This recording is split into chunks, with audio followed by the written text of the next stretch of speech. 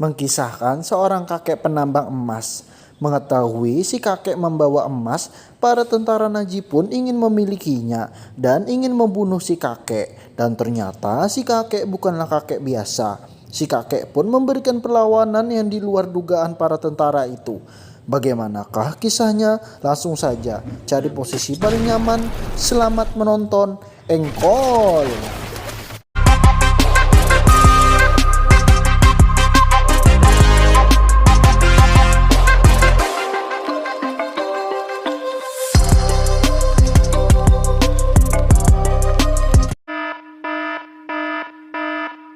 Berlatar pada Perang Dunia Kedua, tepatnya di negara Finlandia, pihak Nazi Jerman menghancurkan desa-desa dan kota-kota yang mereka lalui di sana.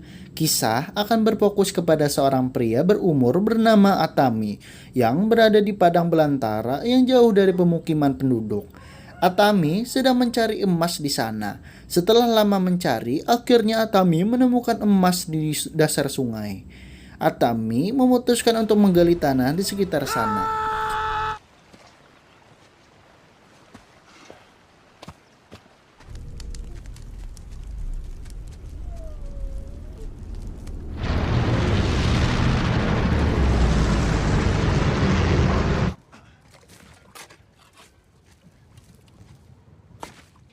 Setelah menggali tanah selama berhari-hari, akhirnya Atami berhasil menemukan bongkahan emas yang sangat besar, membuat dia menjadi kaya raya. Ia memecahkan emas itu menjadi potongan-potongan kecil agar lebih mudah dibawanya. Dia pun bersiap untuk pergi dari sana untuk menjual emas-emasnya ke kota.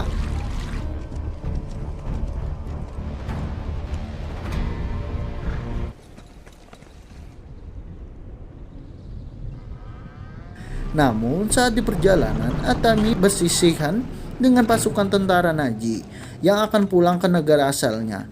Dia pun mengabaikannya dan berjalan terus melewati pasukan tentara itu.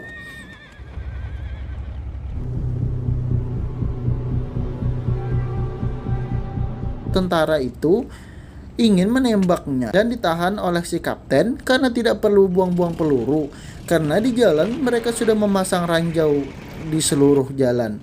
Dia pasti akan mati sendirinya.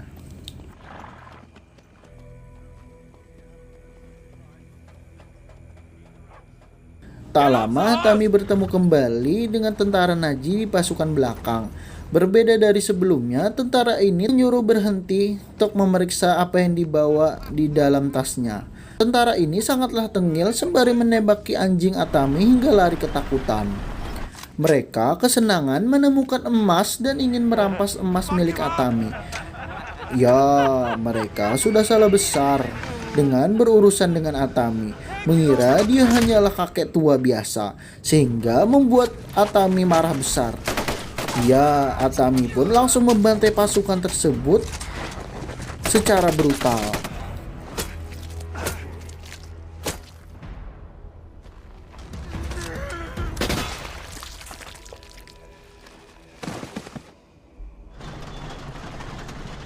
Mendengar suara tembakan dari belakang, kapten pun putar balik memeriksa ke sana.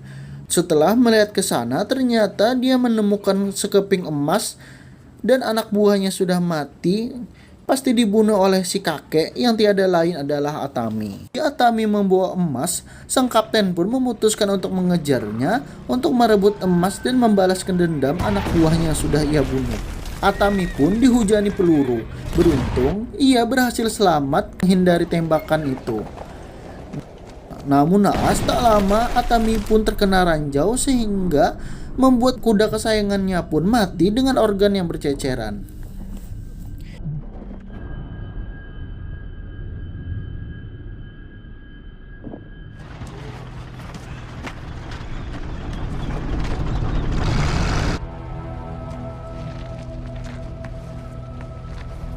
Kapten ingin menembaknya, si kapten menahannya agar Atami terlebih dahulu mengumpulkan emas tersebut yang berserakan, agar mereka tidak repot-repot untuk mengambil emasnya nanti. Saat ingin dieksekusi, Atami pun melempar batu ke ranjau, membuat tempat itu menjadi berkabut karena debu.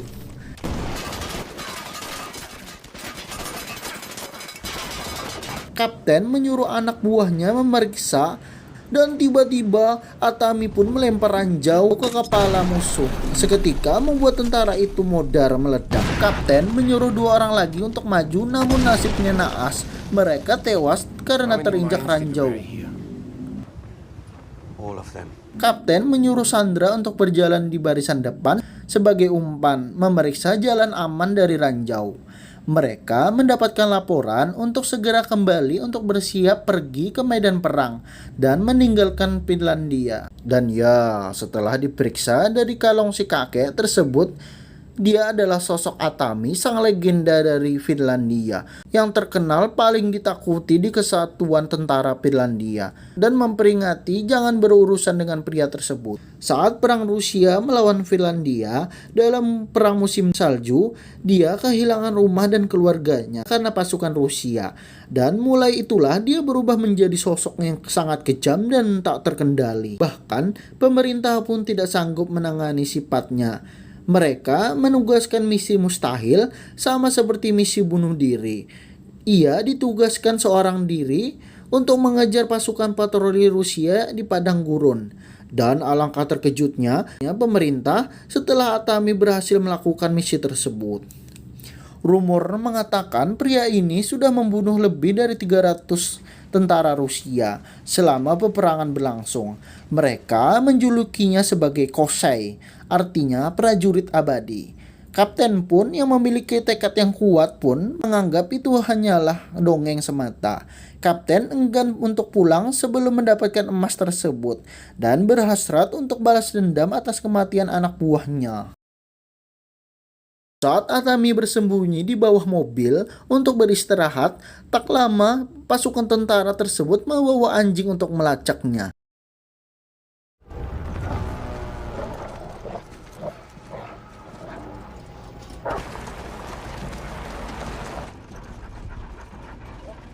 Sembari membocorkan tangki bensin untuk menyamarkan baunya. Saat ada kesempatan, Atami melarikan diri. Namun sial, kakinya terkena tembakan melepaskan anjing untuk mengejarnya. Ya, betapa terkejutnya kita semua. Apa yang dipikirkan Atami di luar dugaan. Dia membakar dirinya hidup-hidup agar selamat dari kejaran anjing tersebut dan melompat ke danau. Tidak peduli siapapun sosok Kosei atau prajurit abadi dan meyakini sekalipun abadi pasti membutuhkan udara. Kapten menyuruh anak buahnya turun untuk menyelam mencarinya. Atami yang mempunyai insting buas pun menerkam tentara itu dari belakang dan menghabisi mereka di dalam air.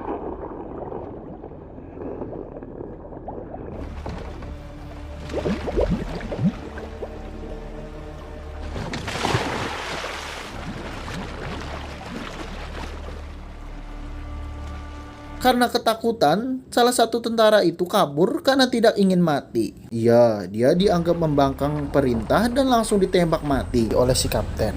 Atami pun kabur sambil menggendong mayat korbannya supaya dijadikan tameng dari tembakan peluru.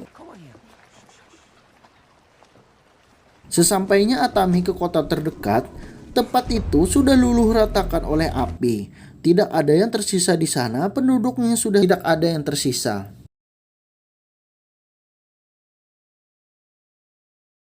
Memasang bom di badan anjing dan membuat Atami jatuh pingsan saat membuangnya. Mereka menggantung Atami.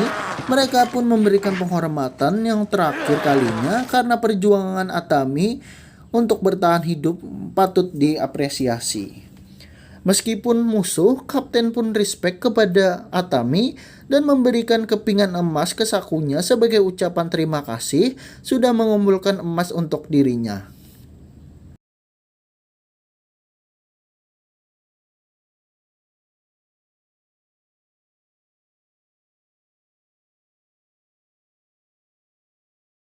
Ternyata Atami pun hanya pura-pura mati dan menancapkan kakinya ke besi agar dapat bernapas. Keesokan harinya, keajaiban muncul. Pesawat tentara Najib terbang di atasnya sehingga membuat roboh papan kayu tersebut. Terlihat tentara Najib sedang mencari bahan bakar di pom bensin.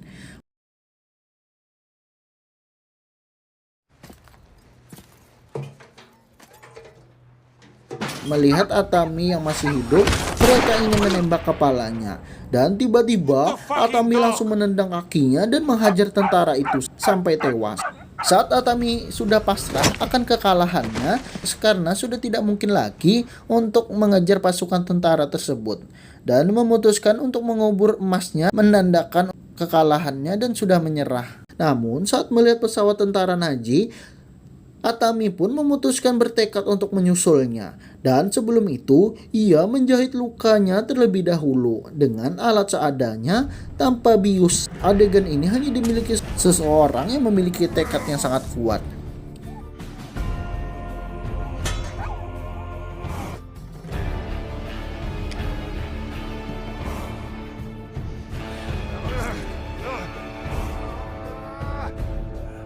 Kembali ke pasukan tentara Nazi, mereka terhenti di tengah jalan karena ada pesawat jatuh yang menghalangi jalan. Setelah diperiksa, ternyata itu adalah pesawat dari pihak Nazi. Di dalamnya ada seorang pilot yang mati dengan keadaan terikat. Tali itu adalah tali yang sama saat kapten menggantung Atami waktu itu. Para tentara pun kebingungan kenapa dia tidak mati. Tahanan tersebut berkata, dia adalah sosok tak bakal menyerah. Dia akan tetap kembali. Para penduduk Finlandia meyakini sosok Atami tidaklah abadi, hanyalah manusia biasa. Hanya saja dia seseorang yang paling tidak ingin menyerah, dia cuma tidak mau mati. Karena ini bukan masalah siapa yang paling kuat, tetapi siapa yang paling pantang menyerah. Semakin kuat musuhnya, maka ia akan bangkit semakin kuat.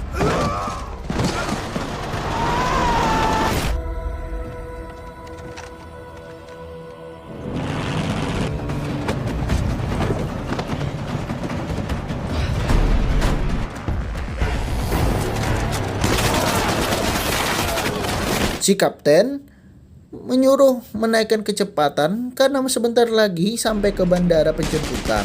Atami pun bertarung dengan si wakil kapten di atas tank hingga terjatuh. Saat tentara di belakang melihat sosok Kosei atau prajurit abadi, mereka lari ketakutan sebelum nyawa mereka melayang. Atami menggunakan motor tersebut untuk mengejar si kapten.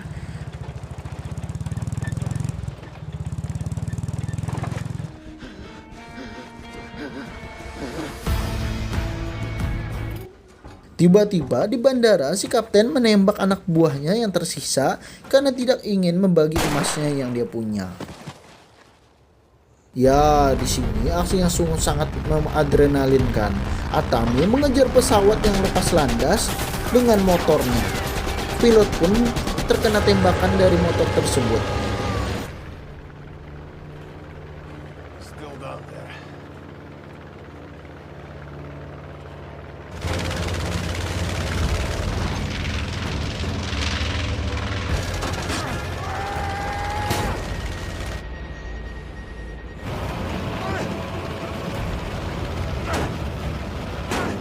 Mereka mendengar suara dari belakang pesawat. Si kapten memeriksanya, ternyata Atami berhasil naik ke pesawat dengan mencongkel pesawat dengan cangkul. Pertarungan antar dua orang yang memiliki tekad kuat pun terjadi. Karena sangat kelelahan, Atami pun dibuat tak berdaya di hadapan si kapten. Dia memukulinya berkali-kali hingga babak belur.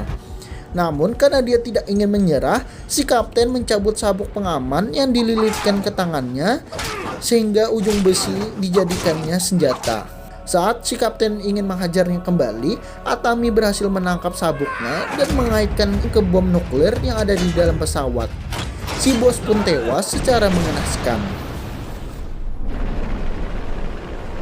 Pesawat mengalami kerusakan karena tembakan Atami tadi, membuat akan terjatuh. Sebelum itu, Atami mengikat tubuhnya dengan tali pengaman agar mengurangi benturan saat terjatuh.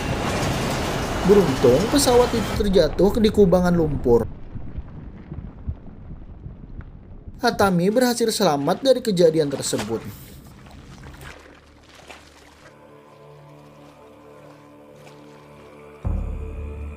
Singkat cerita, akhirnya Atami menuju ke bank di kota yang tersisa. Orang-orang di sana tidak berani menegurnya karena takut melihat sosok Atami berjalan membawa cangkulnya, sembari menemui teller terdekat untuk menukarkan semua emasnya dengan uang tunai.